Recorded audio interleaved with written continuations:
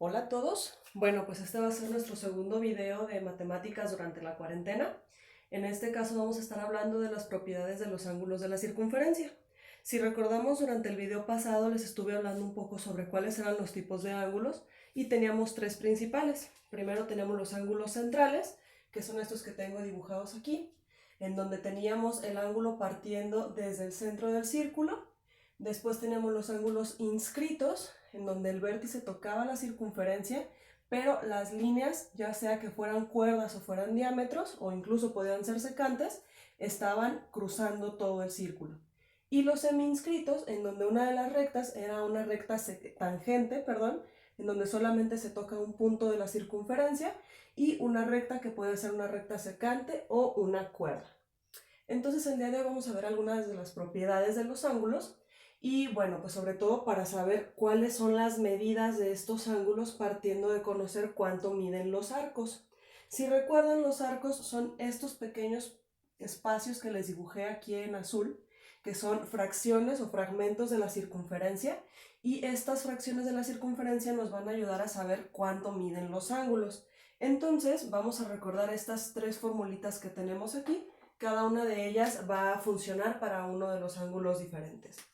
Entonces, primero tenemos para los ángulos centrales que el ángulo AOB, la O es la que está en medio porque es en donde está el vértice del ángulo, va a ser igual al arco AB. Entonces, si aquí me dicen que el arco AB mide 80 grados, significa que el ángulo va a medir también 80 grados.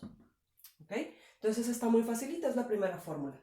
Después tenemos ángulos inscritos. Para el ángulo inscrito también escribo que el ángulo A o B, dejando en medio la letra que corresponde al vértice del ángulo, va a ser igual al arco AB, o sea, este arco, pero ahora va a estar dividido entre dos.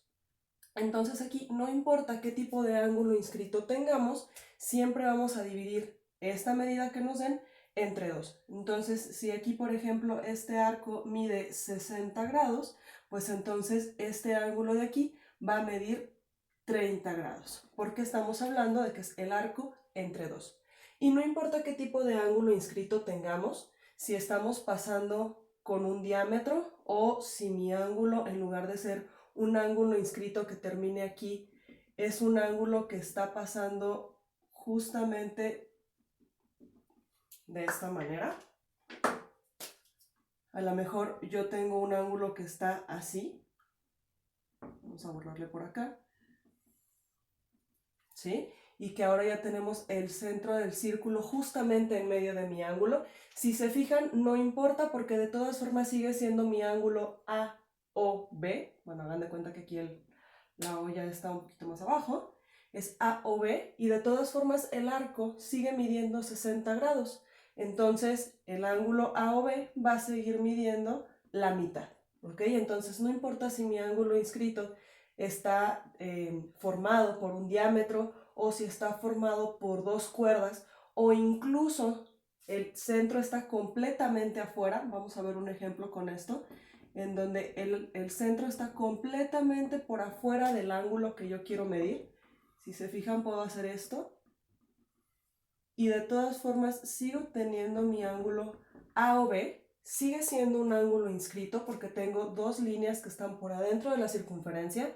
El ángulo sigue midiendo, el arco, perdón, sigue midiendo 60 grados y por lo tanto seguimos utilizando la misma fórmula. No importa si el centro del círculo está afuera del ángulo, en medio del ángulo o es un diámetro lo que está formando el ángulo, de todas formas vamos a utilizar la misma formulita. Y por último, en los ángulos semi-inscritos, cuando utilizamos una tangente y una secante para formar el círculo, vamos a utilizar el arco menor o el arco que está adentro del ángulo que queremos saber. En este caso, por ejemplo, el ángulo que yo quiero saber es este de aquí. ¿Ok? Entonces, si yo quiero saber este ángulo de aquí, ubico cuál es el arco que está adentro del ángulo que se está formando, pues es este de aquí, AB. Vamos a suponer que ese arco mide, no sé, 30 grados, muy chiquito, de 30 grados, y pues de todas formas vamos a utilizar la misma fórmula que les estoy poniendo aquí. Va a ser el arco y el arco lo vamos a dividir entre 2. Entonces con esto nosotros ya podemos saber cuánto mide cada uno de los ángulos partiendo de cuánto miden los arcos de cada una de las circunferencias.